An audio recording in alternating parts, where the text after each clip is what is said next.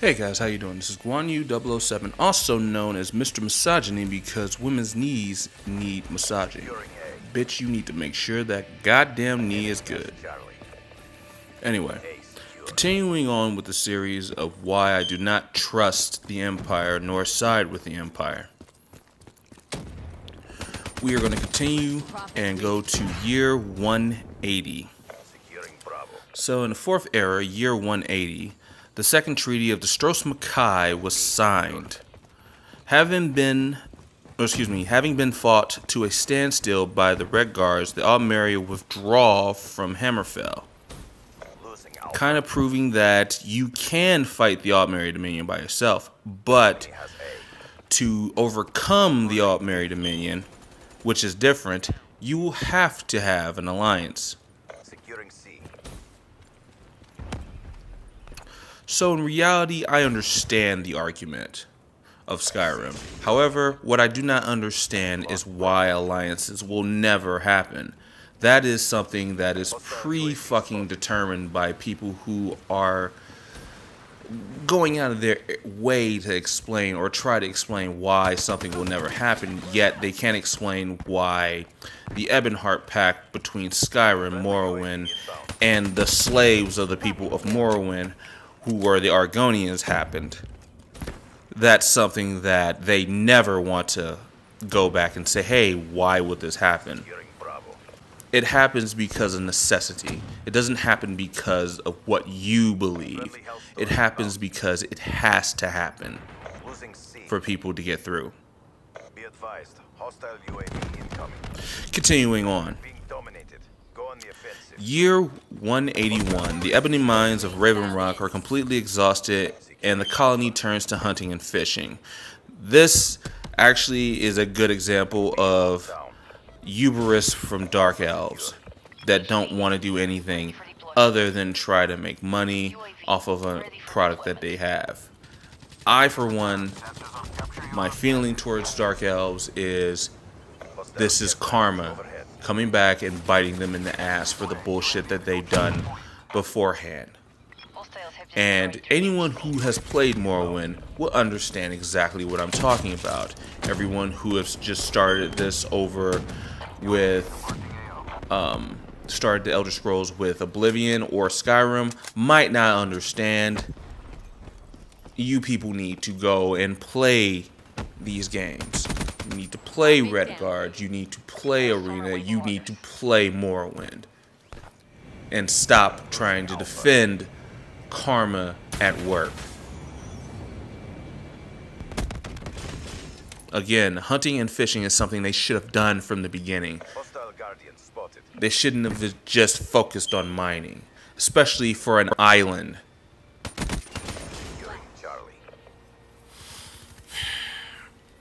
Anyway. On year 188, Wayrest falls to Corsairs. Corsairs seize Wayrest and raid the Dark Brotherhood sanctuary there, destroying it. In the same year, Breville erupts into violence, which the war is basically a drug war between two large suppliers of skooma. So this leads into a violent fighting in the streets of Breville. The lucky old lady statue was destroyed in the fighting, and the Night Mother's crypt was raided. Alison Dupree, the listener at the time, was killed defending the Night Mother, of course. Now the Night Mother and her remains are later coming into the care of Cicero, if you've played Skyrim and you don't understand why, you might want to go ahead and read a little backstory on him in the link that I'm going to provide, which is the unofficial Elder Scrolls pages. In fact, I am going to link the history and the lore and the footnotes in the description as well, so you can read these for yourself and then judge accordingly. But from what it seems, they're trying to stamp out the Dark Brotherhood, and in reality, I think this is a bad idea. But we're not here for that. Now we're going into the 3rd century. Now, in the 4th era of 201, Torek, the High King, was killed by Ulfric Stormcloak in Solitude. This killing, of course, which they say is a killing, which I agree with, is because Ulfric and Torek had a small disagreement, yet Torek would have sided with Ulfric if Ulfric would have asked him to. I'm not so sure how true that is, considering that Skyrim is under the Empire. Would the Empire even allow that? Considering they are getting gold to help stamp out the Talos worship. It's hard to make a decision of a person of power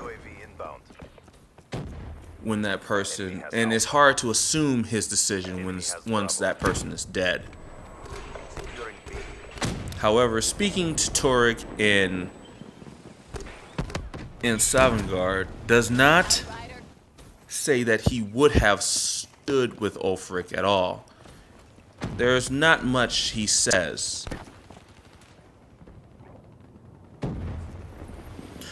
But it's, from what it looks like, it's speculated in-game. And I just can't trust the speculation from a vampire myself. I really just can't. Sorry. In the other footnotes of the same year, the Nords of Skyrim engage in a civil war. The people of Skyrim become divided between the Stormcloaks led by Jarl Ulfric Stormcloak of Windhelm and the Imperial legions commanded by Governor General Tullius. The Stormcloaks believe the Nord way of life is at risk, while the Imperials believe Skyrim is part of the Empire and must follow the laws and customs. Now the thing is, this is true on both sides. The Nord way of life is being put at risk, considering that the White Gum Concordant forbids the worship of Talos. Now, it's very strange, but I believe very calculated of the High Elves to do this, because specifically singling out Talos from worship will instantly create bad blood between the governing body and Skyrim, who was still under Imperial control at that time.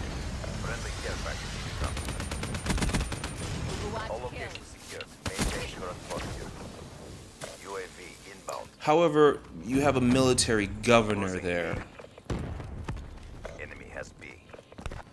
which means he, the military governor, was above the Jarls and the High King. In fact, he makes no bones about it. He is the end-all be-all to authority. Now, MrRhexx said that the war was really between Rikke and Ulfric Stormcloak, and I understand how he can say that. The problem is, no, it wasn't really a war between the two, considering Rikke is a devout Talos worshipper. She's just on the side of the Empire. She believes that the Empire and Skyrim need each other. I am of odds to say no, that they do not. A lot of people say, well, trade will dry up between Skyrim and Cyrodiil. Considering that the East Empire is actually and was actually founded in Skyrim and not in Cyrodiil, I don't think that that's the case.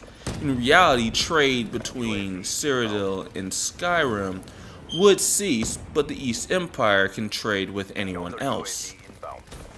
That they damn well so feel like it, considering the East Empire, again, is home-based and trades are franchised, of course. But of course, they will not side with Cyrodiil simply because They will side with whoever is the ruling body of Skyrim. And if the Empire is no longer the ruling body of Skyrim, obviously they're going to side with whoever runs Skyrim at the time. If the Stormcloaks run it, they will side with the Stormcloaks. That means trade will still go out and still flourish. They just won't trade with anybody associated with the Empire. And from what it looks like, there are a lot of people who are not associated with the Empire now. Which means there is more money to be made from dislocating the Empire off of the shoulders of Skyrim. Also, what happens in that year is Alduin, the World Eater, destroys the town of Helgen, heralding the return of dragons and the end of the world. The last Dragonborn is revealed after slaying the dragon Mimuriel, who was threatening the city of Whiterun. The last Dragonborn, with the help of the heroes of old, defeat Alduin and Sovngarde. Dragons remain in Skyrim, but with no leader, are scattered and sparse. It is hinted that Alduin was not utterly destroyed, and that his soul may exist to return at the end times to devour the world. Parthenax may be alive and roaming the world. His plans include teaching all the remaining dragons the way of the voice to overcome the nature to dominate.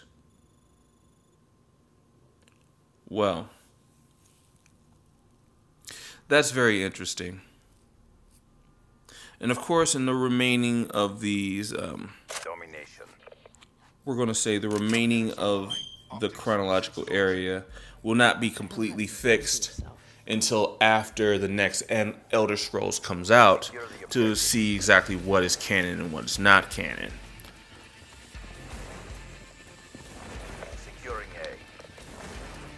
Now, again,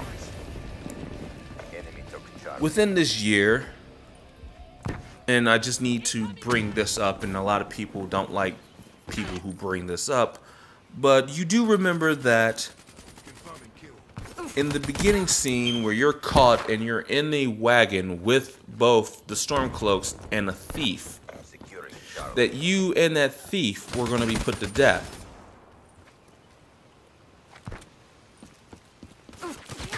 Now, if they would have just put you to death instead of the other Stormcloak, the Empire would be responsible for dooming the world to Alduin.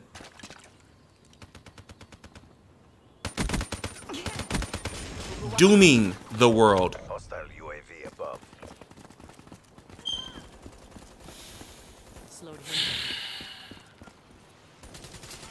Securing B.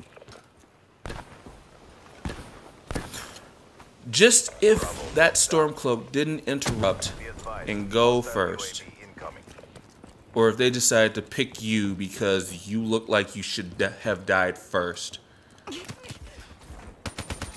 and Alduin wouldn't have appeared at Helgen, or would have appeared seconds later, you would be dead. There would be no Dragonborn. And the rest of the world of Nirn would have been put into an infinite cycle of destruction, with the World Eater able to revive dragons that were in stasis. I can't say dead because they don't really die, but they are in stasis. Alduin, with an infinite army of dragons, would be able to devour the whole world within probably a couple years. Just know that the Empire would have been responsible for that. And there is nothing you can say about that. The Empire has no foresight, no vision. They never did, and they never will.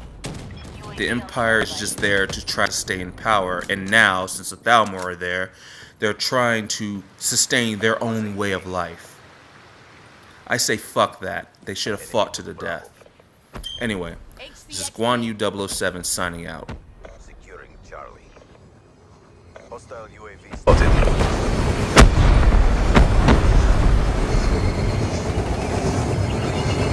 C secure.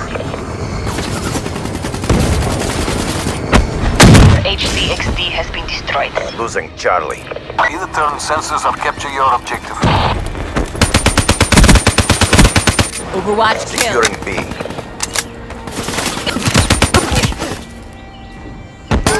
Tech. Midway. UAV fuel check complete.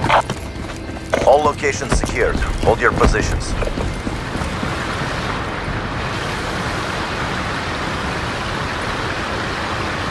UAV Losing priority C. request received. Rerouting. Losing B. Enemy took Charlie.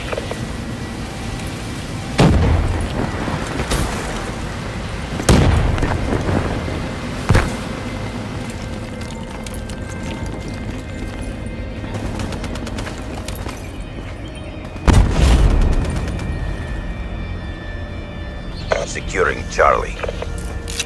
Losing B. Threat neutralized. We lost B. Be advised, multiple hostile UAVs overhead. Multiple hostile UAVs spotted. Enemy FO down.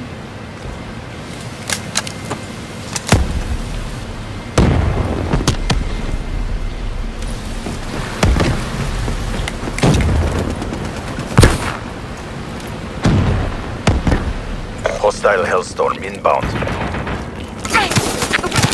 Battery wasted.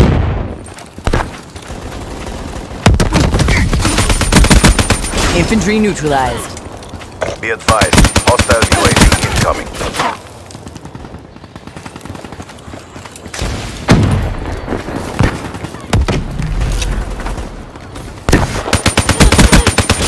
Kill. Battery KIA.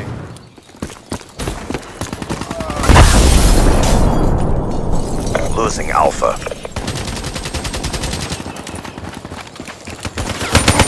Hostile UAV spotted. Fire for effect. Threat neutralized.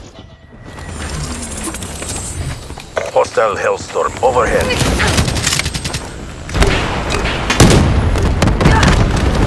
Ruined.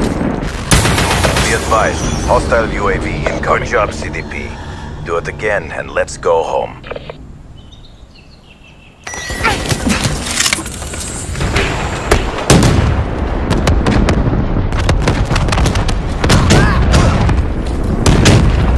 Ruined. After